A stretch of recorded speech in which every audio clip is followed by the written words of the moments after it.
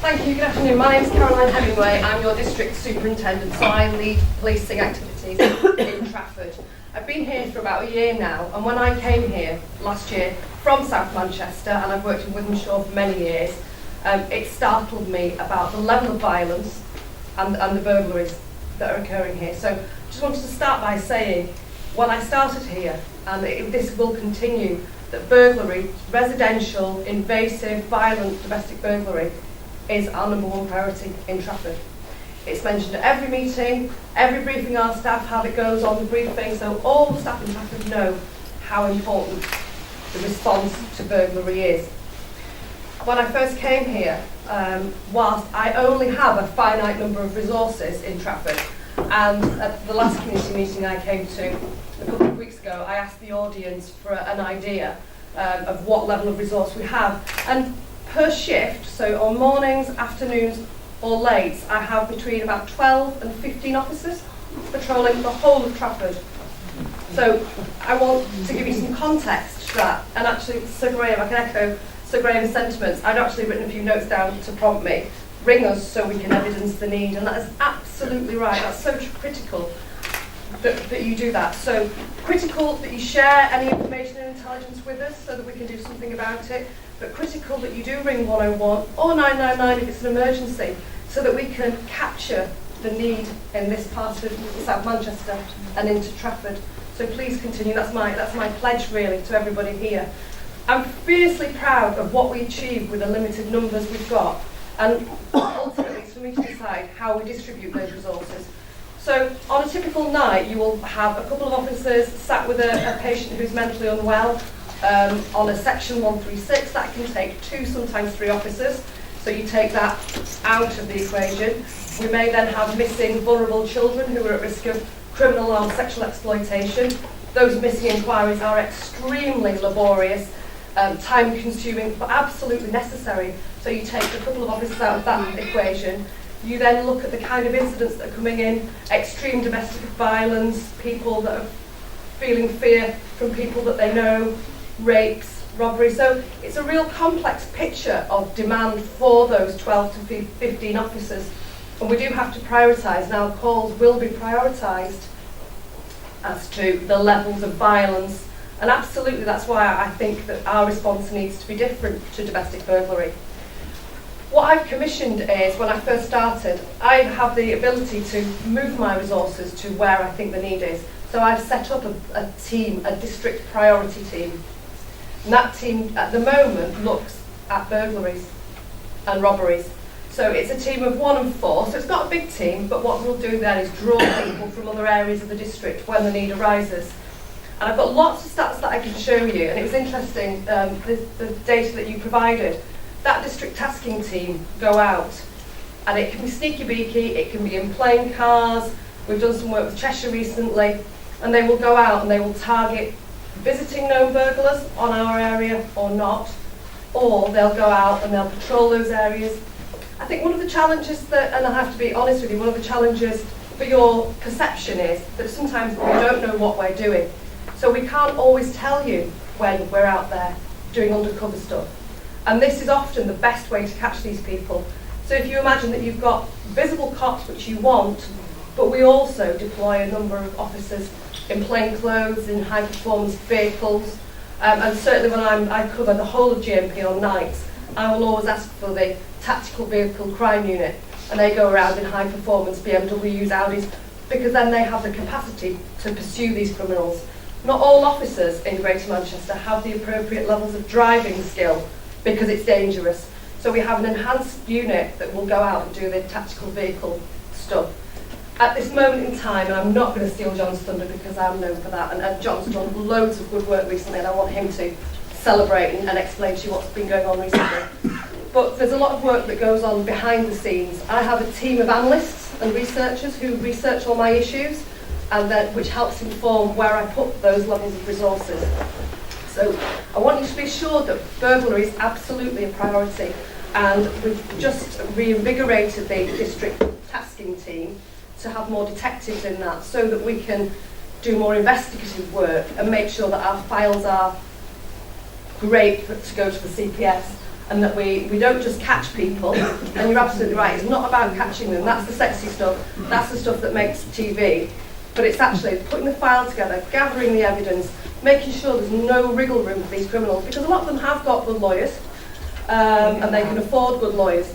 So what I've done now is loaded that district priority team to have more of an investigative capacity within it. I've also asked that we do some work with our colleagues in Cheshire, because again, the problems that are being faced here are the same in Alderley, in Prestbury, in Wilmslow, and I think there's greater effect. We know our numbers are stretched, but if criminals don't see boundaries, criminals don't see, oh, that's South Manchester, that's Wythenshawe, they will just go on a rampage wherever. So I think, for me, one of our moves forward is to work with our colleagues in Cheshire and South Manchester.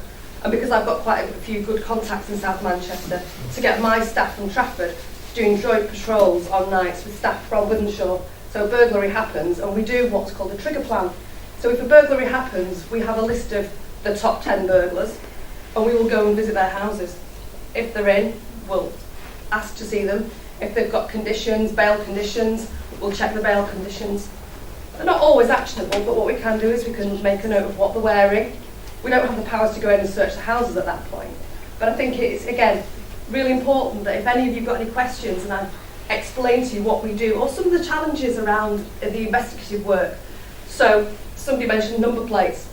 It won't surprise most of you to realise that cars have number plates that are either false, they're stolen number plates, they relate to a cloned number plate.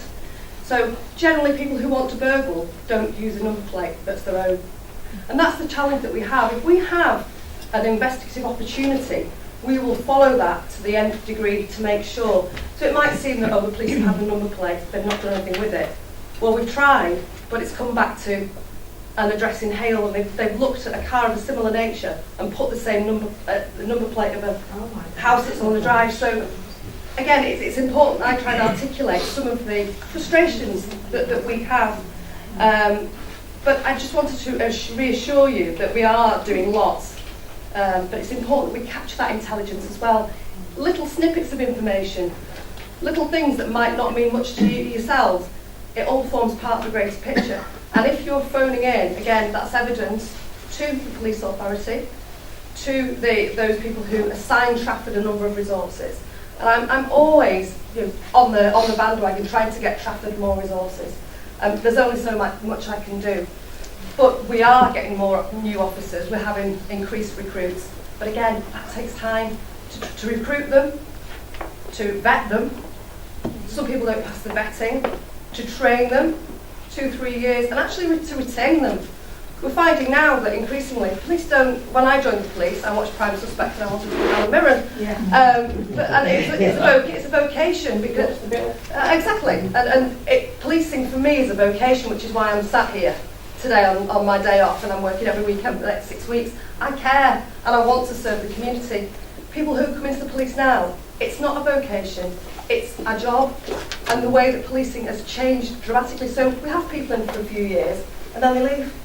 So we train them, we've invested lots of time and money in them. I'm looking at Councillor Freeman over there. He'll understand this, having been a former police officer, that when you joined as well, we joined because we had a passion for the people that we serve. We're finding now that people join us for a couple of years and then use it as a springboard to other opportunities. And that's really frustrating when you've invested as an organisation in them. So they're the kind of things that matter to me. Something that I think was really powerful, and what I'd ask of you is, if we could possibly use a victim and have one of yourselves, and I say video, I mean a clip, I'd like to have some kind of media facility so that when my student officers are learning about burglary, or all my staff for that matter, I'd like them to understand your story and your journey, and I think that's so powerful, because we do become process driven, and if you're a police officer that's been to the 15th burglary that night, but they've got to see that there's a person behind that burglary, there's a person who matters, that there's a family. And we had a dreadful, dreadful burglary in Dunham Massey a couple of weeks ago, and I've got 2 kids that are 9 and 13, and it made me cry, and I'm quite a hardened 20-odd year cop. And the way that that statement was taken about the little boy's tears when his parents and him were bundled into a cupboard, absolutely dreadful. I would like to capture some of these views of yourself to show to my officers to say, this is the human cost, this is the effect, this is how it makes these communities feel, and this is what I want my officers to understand and get that human side. So I think that will be something that I'd like to progress with the group. Just to one side, with the burglary stuff, I know knife crimes we mentioned, and I'll finish in a second. We've now assigned police officers and PCSOs to every school in Trafford.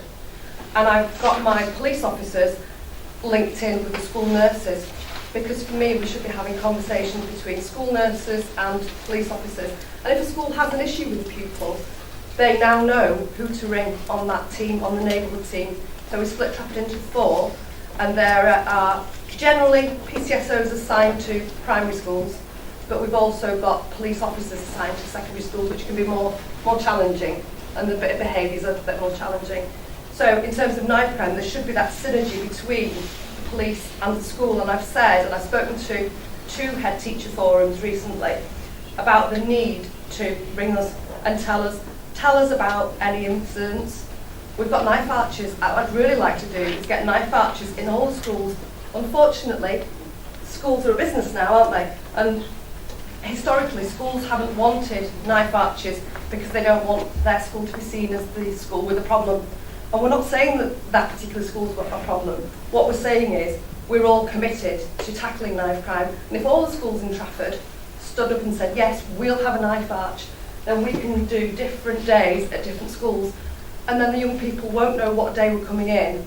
And that, for me, that's an opportunity to tackle knife crime. But that synergy between your local cop, your local member of your policing team, and also that we start having the conversation about schools-based police officers.